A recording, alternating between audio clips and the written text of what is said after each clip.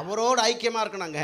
எப்பொழுதும் நேரம் கிடைக்கும் போதெல்லாம் நம்ம என்ன பண்ண தேவ சமூகத்துக்கு வரணும். எப்பொழுதும் நேரம் கிடைக்கும் போதெல்லாம் ஜபம் வைக்கிறாங்களா, ஜபத்தில் கலந்து கொள்ளணும். அப்படி கர்த்தருடைய வார்த்தையை கேட்க கேட்க கேட்க நம்முடைய இருளெல்லாம் நீங்கிற பரிசுத்தமாய் கர்த்தர் மாற்றிடுவாருங்க. கர்த்தருடைய வார்த்தையின் மேல் உதிக்குங்க. கர்த்தர் உங்களை ஆசீர்வதிக்க வல்லவராக இருக்கிறார். ஹல்லேலூயா, ஹல்லேலூயா.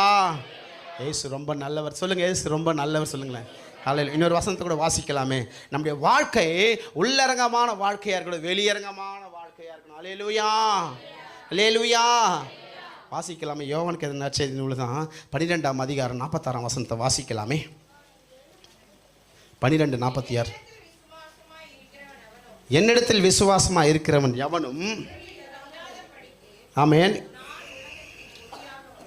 பாருங்க, வாசிங்க, நல்லா வாசிங்க அந்த வசனத்தை. 12:44. ஆமென். அப்பொழுது இயேசு சத்தமிட்டு, என்னிடத்தில் விசுவாசமாக இருக்கிறவன் என்னிடத்தில் அல்ல விசுவாசமாக இருக்கிறான், என்னை காண்கிறவன் என்னை அனுப்பினவரை காண்கிறான்.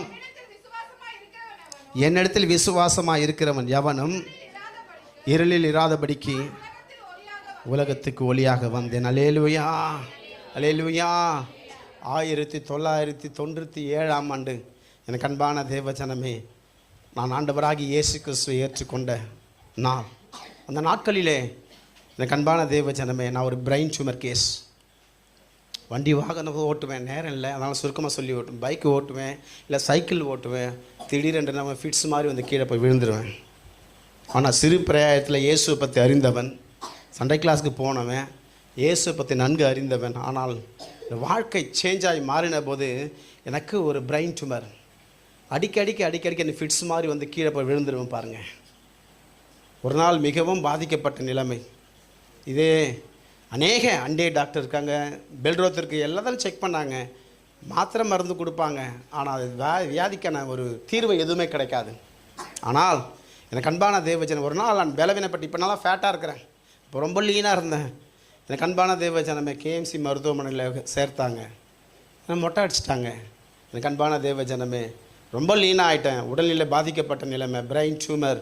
அடிக்கடிக்கு இரவு நேரத்தில் வலிக்கும், திடீரென்று ஃபிட்ஸ் வரும், பிள்ளை செத்துருவாங்க சொல்லிட்டு வீட்டில் எல்லாம் நினச்சாங்க. என் அன்பு தேவஜனமே, ஒரு நாள் இரவு வேளையில் பெட்டில் படுத்துக்கிட்டே இருக்கிறேன். எதுக்கு இந்த வார்த்தை சொன்னான்? இந்த வெளிச்சத்தின் தெய்வம் ஆண்டவராகிய தேவன் எனக்குள்ளே வந்தாருங்க. ஒரு நாள் இரவு வேளையில் நான் படுத்துக்கிட்டு இருந்தேங்க. என் அன்பு தேவஜனமே, என் வாழ்க்கை அவ்வளவுதானா, என் வாழ்க்கை சூன்யம் போல மாறிவிட்டதா என்று நான் கதறிக்கொண்டு படுத்துக்கொண்டு கண்ணீர் தாரையா என் பெட்டு கீழே எங்கள் தாயார் உட்காந்து அழுதுக்குன்னு இருக்காங்க. என் பிள்ளை இப்படி ஆகி போயிட்டதே என்று சொல்லி